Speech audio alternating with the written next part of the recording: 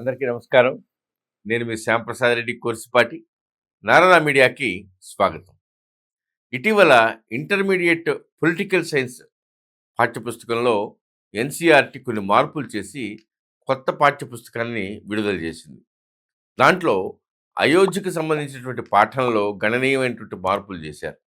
ఈ ఏప్రిల్ నెలలో చేసినటువంటి మార్పులు విద్యార్థులకి అయోధ్య గురించి అసలైన వాస్తవాల్ని తెలియజేసేలాగా ఉన్నాయి. చారిత్రకంగా సున్నితమైనటువంటి వివాదాస్పదమైనటువంటి అయోధ్య అంశంలో చేసినటువంటి మార్పులు పాఠ్యపుస్తకాల్లో చారిత్రక ఘటనలను చిత్రీకరించే తీరు గురించి చర్చనీయాంశమయ్యాయి. పొలిటికల్ సైన్స్ పాఠ్యపుస్తకంలో 8వ అధ్యాయం 8th చాప్టర్ అయోధ్యకు సంబంధించింది. టెక్స్ట్ బుక్ తాజా ఎడిషన్లో ఆ అధ్యాయంలో పలు మార్పులు చోటు చేసుకున్నాయి. పాత పాఠ్యపుస్తకం ఆ ప్రదేశంలో బాబ్రీ మసీద్ అంటే ఏదైతే వివాదాస్పదమైనటువంటి స్థలం ఉందో, ఇప్పుడు రామమందిరం నిర్మించినటువంటి భూభాగం ఉందో, దాన్ని బాబ్రీ మసీదుగా పలుచోట్ల సంబోధించింది. మొఘల్ చక్రవర్తి బాబర్ సైన్యాధిపతి మీర్ బాకి 16వ శతాబ్దంలో నిర్మించినటువంటి మసీదుగా దాన్ని అక్కడ వివరించింది చరిత్ర పుస్తకంలో. అయితే ప్రస్తుత పాఠ్యపుస్తకం ఆ ప్రత్యక్ష సంబోధనని పరిహరించింది. దాన్ని 3 గుమ్మటాలు ఉన్నటువంటి ఒక నిర్మాణంగా మాత్రమే పేర్కొంది. శ్రీరాముడి జన్మస్థానంలో 1528లో 3 గుమ్మటాల ఆకృతిని నిర్మించారు. కానీ ఆ నిర్మాణం లోపల బయట హిందూ చిహ్నాలు, హిందూ దేవాలయాల అవశేషాలు స్పష్టంగా కనిపించేవి అని వివరించింది. పాఠ్యపుస్తకం 1986 ఫిబ్రవరిలో మసీదు తాళాలు తెరిచిన తర్వాత 2 వైపులా సమీకరణ జరిగిన తీరును సవిస్తరంగా వివరించింది. అందులో రథయాత్ర, కరసేవ, నిర్మాణం, పడగొట్టడం, అట్లాగే ఆ తర్వాత జరిగినటువంటి మతహింస గురించి ప్రస్తావనలు ఉండేవి. ఇప్పుడు సవరించినటువంటి పాఠ్యపుస్తకంలో ఆ భాగాన్ని కుదించారు. ఆ తర్వాత 2 మతాల మధ్య యాజమాన్య హక్కుల గురించి ఉద్రిక్తతలు పెరిగాయి. వాటి వల్ల ఎన్నో గొడవలు, న్యాయ వివాదాలు తలెత్తాయని సంక్షిప్తంగా వివరించారు. పాత పుస్తకం అయోధ్యలో పరిణామాలపైన బీజేపీ పశ్చాత్తాపం వ్యక్తం చేయడాన్ని వర్ణించింది.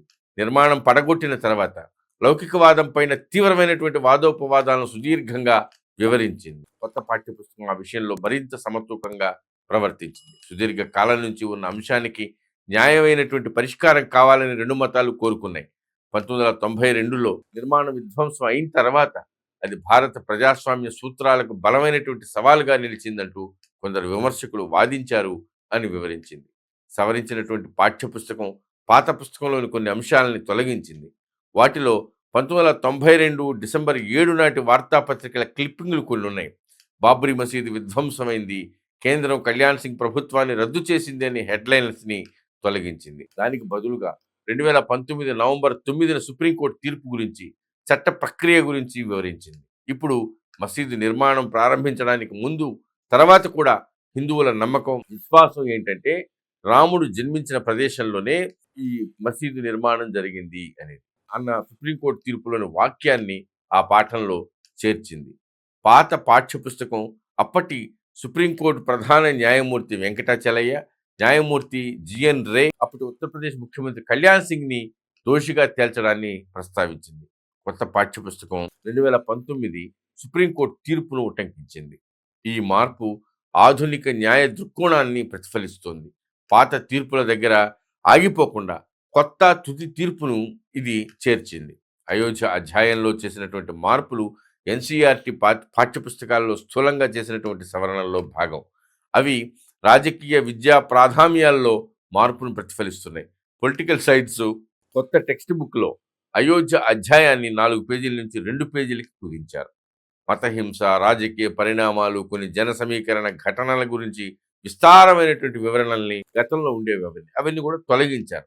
తద్వారా చారిత్రక సంఘటనలను సూటిగా సంక్షిప్తంగా చెప్పడానికి అవకాశం ఏర్పడింది. అట్లాగే అయోధ్య వివాదం భారతదేశంలో అత్యంత వివాదాస్పదమైన అంశాల్లో ఒకటనే సంగతి మనకందరికీ తెలుసు.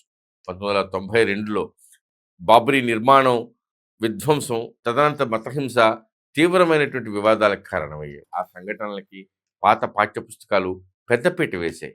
రాజకీయ పార్టీల పాత్ర, మతపరమైనటువంటి జన సమీకరణ, న్యాయ పోరాటాల గురించి వివరంగా చెప్పే సవరించినటువంటి పాఠ్యపుస్తకాల్లో వాటిని కుదించారు. ఈ విధమైనటువంటి మార్పు ద్వారా ఉద్రిక్తతలను తగ్గించడానికి, చరిత్రను దర్శించడంలో మరింత సమతూకమైనటువంటి పద్ధతిని అనుసరించడానికి ప్రయత్నం జరిగిందని కొంతమంది విద్యావేత్తలు, చరిత్రకారులు భావిస్తున్నారు. విమర్శకులు మాత్రం చరిత్రను అతిగా కుదించడం ద్వారా చారిత్రక ఘటనల్లోని సంక్లిష్టతలను వక్రీకరిస్తున్నారని వాదిస్తున్నారు.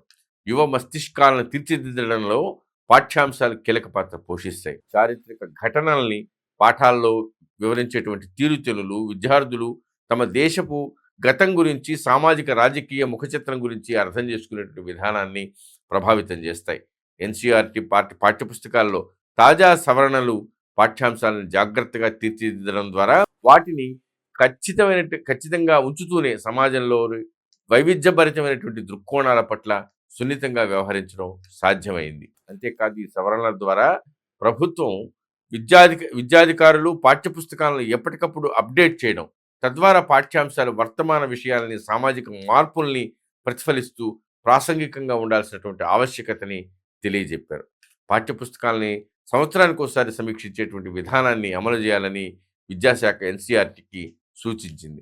కొత్త పరిణామాలని క్రమం తప్పకుండా అప్డేట్ చేయడం, సామాజికంగాను సాంకేతికంగాను వస్తున్నటువంటి కొత్త మార్పులు పురోగతులను పాఠ్యాంశాల్లో ప్రవేశపెట్టడమే ఆ సూచన లక్ష్యం. ఇటువంటి సానుకూల ధోరణి విద్యలో ప్రభావ ఉత్పత్తులను ప్రోత్సహించేటువంటి వాతావరణాన్ని కల్పించేటువంటి విషయంలో ప్రభుత్వం నిబద్ధతని ప్రతిఫలిస్తోంది. పాఠ్యాంశాలను ఎప్పటికప్పుడు అప్డేట్ చేయడం వల్ల విద్యార్థులకు నవీకరించినటువంటి సమగ్రమైన విద్యా వనరులను సమకూర్చడం సాధ్యమవుతుంది. వార్షిక సమీక్ష పద్ధతి వల్ల పాఠ్యాంశాల్లో పక్షపాత ధోరణుల్ని, తప్పుల్ని వెంటనే సవరించుకోవడానికి అవకాశం ఉంటుంది. దానివల్ల పాఠ్యాంశాలు వైవిధ్యభరితమైనటువంటి దృక్కోణాలని నిజాయితీగా ప్రతిఫలించగలుగుతాయి. పాఠ్యపుస్తకాల సవరణ పద్ధతి 2020 జాతీయ విద్యా విధానానికి ఏదైతే ఎన్ఈపి ఉన్నదో, నేషనల్ కరిక్యులం ఫ్రేమ్వర్క్కి, ఎన్సిఎఫ్కి అనుగుణంగా ఉంది. ఈ ఫ్రేమ్వర్క్ విద్యా విధానంలో ఆచరణాత్మకమైనటువంటి సమీకృత ధోరణికి, సునిశ్చిత ఆలోచనకి, సృజనాత్మకతకి వీలు కల్పిస్తూ ఉంది.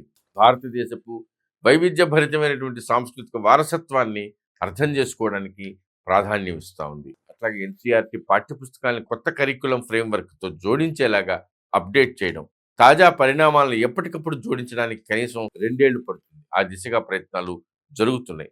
ఇప్పటికే కొన్ని కొత్త పాఠ్యపుస్తకాలు రూపొందాయి. ఇప్పుడు తాజాగా తయారైనటువంటి ఈ ఇంటర్మీడియట్ పొలిటికల్ సైన్స్ పాఠ్యపుస్తకం సున్నితమైనటువంటి చారిత్రక అంశం విషయాన్ని, దానిలో ఉన్నటువంటి ప్రధానమైనటువంటి పరిణామాలన్నింటినీ కూడగట్టుకుంటూ సమతూకంగా చెప్పేటువంటి విషయంలో గొప్ప పరిణతిని కనబరిచిందని విజ్ఞులు వెల్లడిస్తున్నారు. భారత్ మాతాకి జై. ఈ వీడియో మీకు నచ్చినట్లయితే లైక్ చేయండి, షేర్ చేయండి, సబ్స్క్రైబ్ చేయండి. మీ అభిప్రాయాన్ని కామెంట్ల రూపంలో తప్పకుండా తెలియజేయండి.